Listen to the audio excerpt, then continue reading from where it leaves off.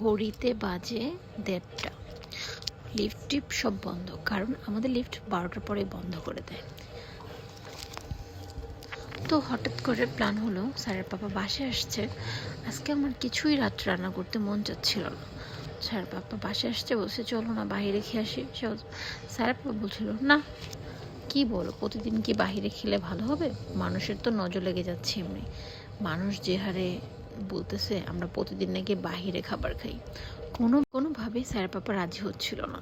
তারপর স্যারাকে বললাম পাপাকে বল, আর পাপাকে বলতেই স্যারের পাপা স্যারের কথা শুনে সাথে সাথে রাজি হয়ে গেল, মানে মেয়ে যা বলবে সেটাই। তারপর আমরা বের হয়ে গেলাম। তারপর নিচে নেমেই দেখি গেট টেট সব তার লাগানো। তারপর দারোয়ান গেট খুলে দিল। এদিক দিয়ে দেখেন পুরো রাস্তাঘাট একদম ফাঁকা। তারপরেও আমাদের এখানে কবি নজরুল কলেজের সামনে একটু ছিল। আর সবচেয়ে অসহ্যজনক বিষয় হচ্ছে, রাস্তায় রাত্রেবেলা বের হলে এত ট্রাক থাকে, ট্রাকের জন্য আসলে অনেক ভয় লাগে বাচ্চা নিয়ে। কিন্তু নাজিরা বাজার রাস্তাতে আস্তে আস্তে দেখি মানে পুরা এই সাইডটা মনেই হয় না যে রাত হয়েছে। মানে এত ভালো লাগে, যত রাত্রে আপনি যান সবসময় এরকম ভিড়ই থাকে।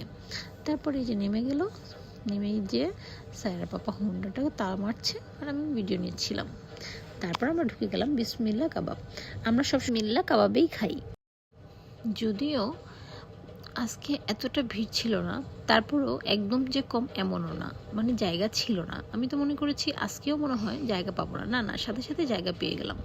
তারপর স্যারা আমি দুষ্টুমি করতেছিলাম। স্যারা আর মাম্মা মিলে অনেক দুষ্টুমি করলো। তারপর আমাদের সালাদ এসে পড়লো। তারপর স্যারের পাপা একটা ভিডিও নিলাম দুষ্টুমি করে।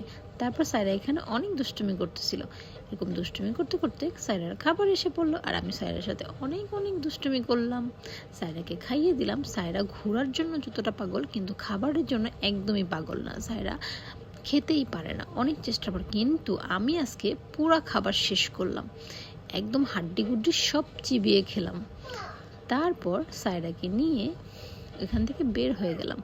তারপর আমি সায়রাকে ভালোভাবে মুখ হাতটা ধুয়ে দিলাম, কারণ সায়রা এখানে অনেক।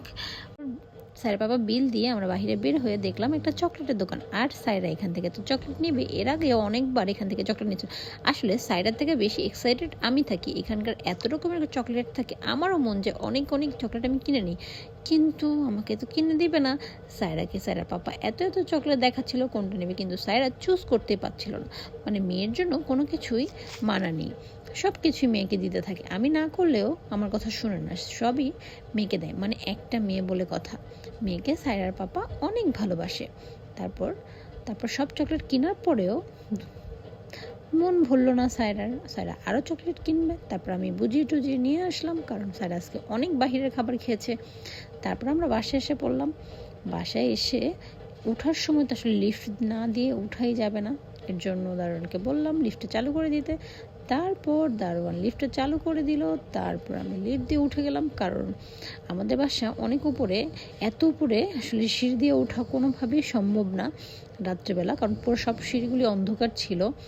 তারপর আমরা লিফট দিয়ে বাসায় চলে আসলাম। আসলে রাত্রেবেলা বের হওয়াটা যে কত মজার, যারা বের হবেন তারাই বুঝবে।